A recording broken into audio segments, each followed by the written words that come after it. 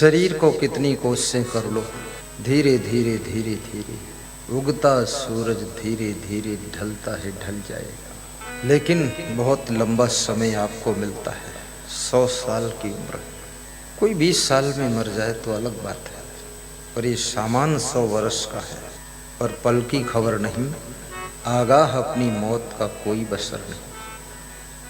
किसी आदमी को अपनी मौत का पता नहीं पहले से, कब मरूंगा, लेकिन ये सबको पता है मैं मरूंगा। पर मरने से पहले कृष्ण कहते हैं, शक्नोति है यह सुरहम प्राक शरीर विमोक्षणात्। शरीर के नाश होने से पहले पहले, शरीर की मृत्यु होने से पहले पहले, इस शरीर में उठे हुए काम और क्रोध, लोभ और मोह, ईर्ष्या और द्वेष, छल और कपट, अहंकार को जो मारने में सक्षम हो जाता है, जो नियंत्रण करने में सक्षम हो जाता है, वही सुखी होता है और उसी को योगी कहा जाता है। वही संत होता है जो काम क्रोध लोभ मोह ईर्ष्या द्वेष अहंकार को जीते जी मरने से पहले पहले इनको नियंत्रित कर लेता है। वो सुखी भी हो जाता है और वो योगी कहलाता है। ये योगी होना, साधु होना, ये साधु होना और कुछ नहीं है। ये कपड़ा कोई सफ़ेद पहनता, कोई लाल पहनता, कोई पीला पहनता, कोई 2 कलर का पहनता है, कोई तिलक लंबा लगाता, कोई गोल लगाता, कोई लाल लगाता, कोई पीला लगाता, कोई सफ़ेद लगाता, कोई पूरा माथा पोतता, कोई केवल टिक्की लगाता। हाँ, ये इसमें कोई बात नहीं, जो तुम्हें रुचि करो। लेकिन साधुता क्या चीज़ है? काम क्रोध को जीतना ही साधुता, लोभ मोह को जीतना ही साधुता। साधु का मोह मर जाना चाहिए।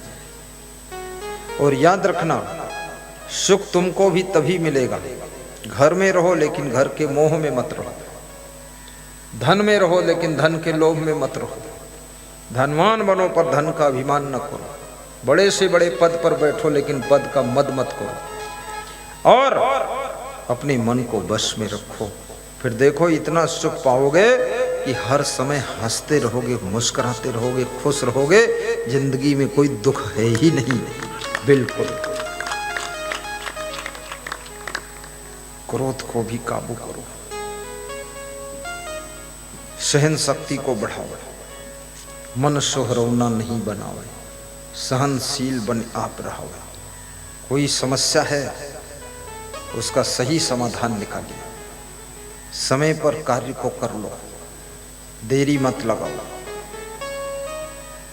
पछताने का भी समय नहीं है। 24 घंटे में 2-4 बार जोर से हंसो भी, मुस्कुरा कर काम करो, चिंता और टेंशन से बचो। दुनिया में लाख कोशिश कर लो फिर भी नुकसान होगा ही आपका। नुकसान को तुम रोक नहीं सकते। तुम्हारा गेहूं की फसल आ गई है, उसी समय ओले गिर जाए, तुम क्या करोगे? इसलिए टेंशन क्यों लेते हो? गिर जाए तो गिर जाने दो, कोई बात नहीं। जाही विधि राखे राम ताही विधि रही है। राम राम राम राम राम राम कहिए, ओले गिर रहे हैं तो गिरने दीजिए।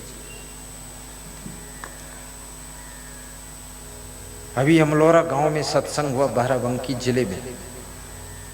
तो वहाँ के भक्त लोग बड़ी मजे की बात कह रहे थे। 20, 21, 22 नवंबर को था, बड़ा सत्संग था वो।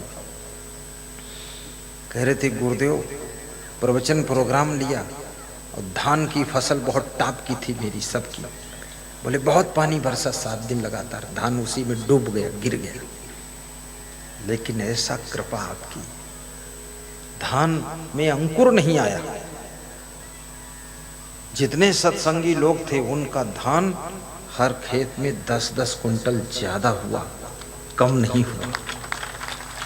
पूरा आपको पेमेंट देंगे हम, ये टेंट वालों का भी पेमेंट पूरा कर देंगे, साधुओं को भी खुश करके भेजूंगा आपके, इनको दान दक्षिणा पूरा दूंगा, क्योंकि ज्यादा फायदा हुआ।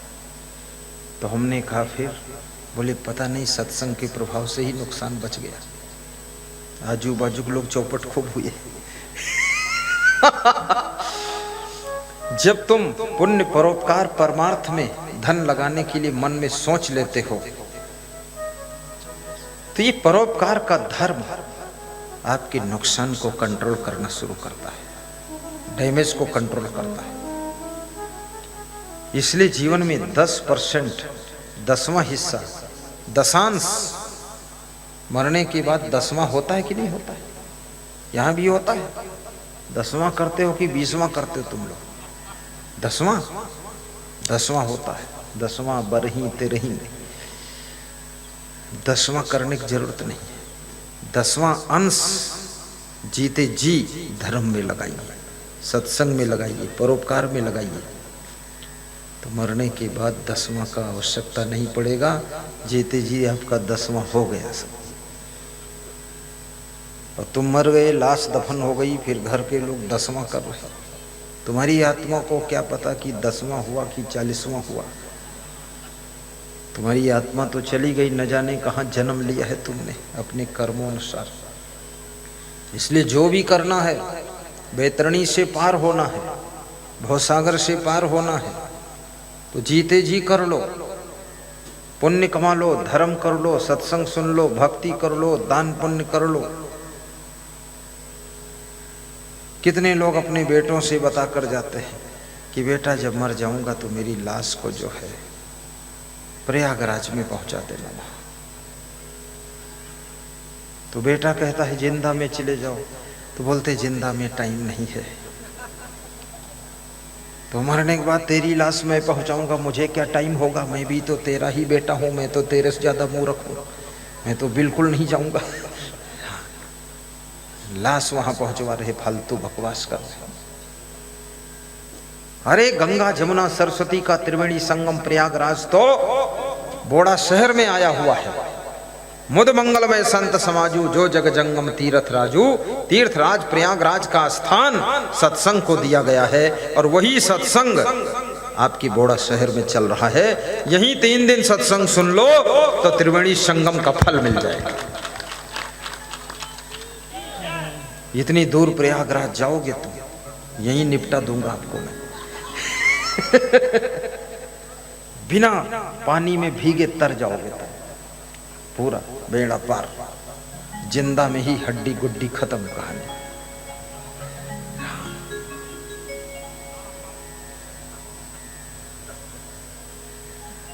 सत्संग तीर्थ है, भक्ति तीर्थ है। सत्संग की गंगा बहती है, गुरुदेव तुम्हारे चरणों में सत्संग। सब गाइए राम नारायण बढ़िया वाले। गुरुदेव तुम्हारे चरणों में, भगवान तुम्हारे चरणों में है, संत तुम्हारे चरणों। आइए जगदीश प्रसाद पाटीदार बोलई कला उज्जैन आश्रम के लिए बहुत बड़ा दान पात्र भेंट किया था। जगदीश खड़े हो कहा मेरा गुरुदेव तुम्हारे चरणों में, भगवान तुम्हारे चरणों में है, संत तुम्हारे। आने दो आ जाना। हे नाथ तुम्हारे चरणों में, गुरुदेव तुम्हारे चरणों में, हे संत तुम्हारे। ये है पाटीदार साहब, जगदीश पाटीदार पोलई कला। इनका कहना है कि जब से मैं दान पात्र में दान डालता हूँ तब से मेरे घर में बरकत शुरू हो गई, उन्नत शुरू हो गई। विकास शुरू हो गया है और मनोकामना पूर्ण हो रही है। और ये इतना बड़ा डब्बा पहली बार कोई दान पात्र भर के लाया है। पहली बार मध्य प्रदेश की जय हो। मध्य प्रदेश धन्य हो पाटीदार साहब। ये माला घर ले जाना, अपने पिताजी की फोटो को पहना देना। बहुत बड़ी श्रद्धा है। सबके घर में एक एक दान पात्र होना चाहिए। दान पात्र से घर में बरकत होती है, उन्नति होती है, दरिद्र का नाश होता है। जाओ बैठो। और मेरे पास में ऐसे हजारों भक्त आ चुके। श्रीमती कविता सिंह चिरगैया इंदौर से पधारी हुई। खड़ी हो जाओ। कहाँ? यदि यहाँ हो तो खड़ी हो जाओ। 101 रुपये दान पात्र में रोज डालती है। लैब टेक्नीशियन है वो, इंदौर में। बहुत देर हो गई। सुबह 8 बजे से आई थी, उनको दर्शन ही नहीं मिले। 12 बजे दर्शन हुए। दर्शन करके दूर जाना भी था, थोड़ा सुन के फिर चली गई। बहुत से भक्तों ने मुझे बताया है कि दान पात्र से हमारे घर में दरिद्र दूर हुआ है। और याद रखना, तन पवित्र सेवा की धन पवित्र करी दान, और मन पवित्र गुरु भक्ति करो, होत त्रिविधि कल्याण। संस्था की ओर से यहां दान पात्र आए हुए। जो मार्केट में 70 रुपए का दान पात्र 80 रुपए का मिलता है, वो संस्था तुम्हारे घर में दरिद्र का नाश हो, लक्ष्मी का विकास हो। इसलिए 50 रुपये में एक कूपन के साथ में दान पात्र आपको प्रदान करती है, ताकि आपके घर में दान पात्र पहुँचे। मंदिर के पास में रख लेना, और रोज जब आरती करो, पूजा करो, ध्यान करो, तो दान पात्र में जो तुम्हारी श्रद्धा हो उसमें अर्पित करना। और साल में 1 बार या 2 बार गुरु का दर्शन करो, और वो दान पात्र गुरु के हाथों में अर्पित करो। और वो राशि दान वर्षा होगी यहाँ। फिर वो राशि International Peace of Life Organisation Centre Ujjain में लगाई जाएगी, जिससे आश्रम खड़ा होगा, जिससे करोड़ों का कल्याण होगा, तुम्हारा भी पुण्य होगा। प्रवचन के बाद वो दान पात्र सभी लोग एक एक ले लेना। अब इतने ज़्यादा तो नहीं कि सबको मिल जाए, और जिसको मिल जाए तो ले लेना, और ना मिले तो भी ले लेना। और ना दें बाबा से तो मांगना कि लाओ बाबा हमको भी। तो बाबा कुछ तो कृपा करेंगे। हाँ, देखते हैं बाबा क्या करते हैं। और आपके घर का दरिद्र दूर हो। ये शास्त्रोक्त बात है। दारिद्र नाशनम दानम शीलम दुर्गत नाशनम अज्ञान नाशनी प्रज्ञा भावना भय नाशनी उद्योग नास्ति दारिद्र्यम जपतो नास्ति पातकम मौने चा कलहो नास्ति जागरतो नास्ति भयम। रामायण में भी लिखा हुआ है, कलयुग में भवसागर से तरने का आधार दान है केवल। क्योंकि कलयुग में बहुत लोभ और लालच नर नारियों को घेरेगा। उस लोभ लालच की नदी से पार होने के लिए केवल दान की नौका है, जो लोभ लालच की भवसागर की नदी से पार कर सकता है, और कोई नहीं।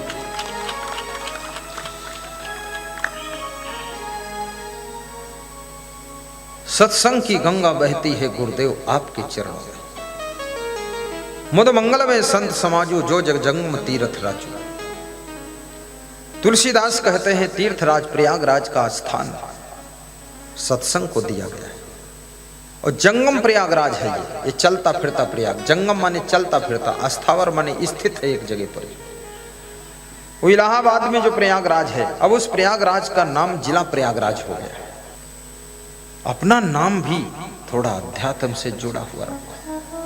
अभी इस कलयुग में ऐसी परंपरा धीरे धीरे चल रही है। बहुत छोटे नाम लोग रख रहे हैं, ऐसे नाम रखने जिन नामों का कोई अर्थ ही नहीं। उससे पूछो तुम्हारा क्या नाम, बोलता ढूं। तुम्हारा क्या नाम, बोलता पूं। अरे ये कोई नाम है? चलो गुनगुना पानी डालकर नाम रखो। ठीक।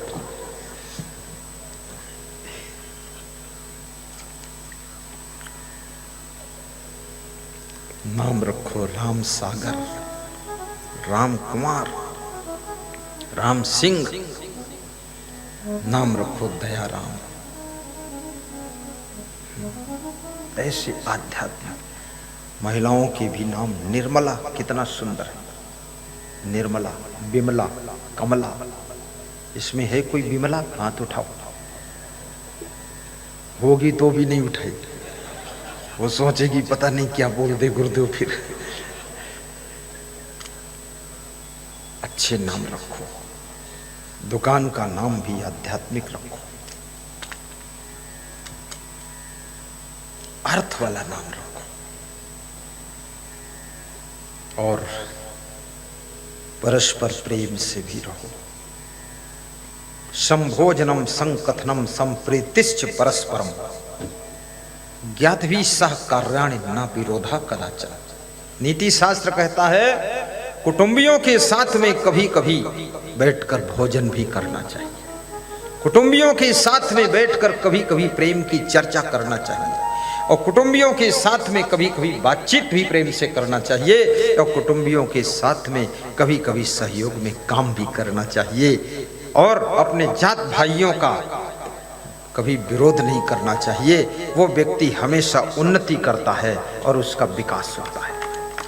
बहुत छोटा सा निवेदन है, आपके घरों में सत साहित्य होना चाहिए, रामायण गीता होना चाहिए, कबीर के ग्रंथ होना चाहिए, उपनिषद होना चाहिए, और रोज कम से कम 10 मिनट उसका अध्ययन करना चाहिए। देखिए आपकी जिंदगी में बदलाव आ जाएगा।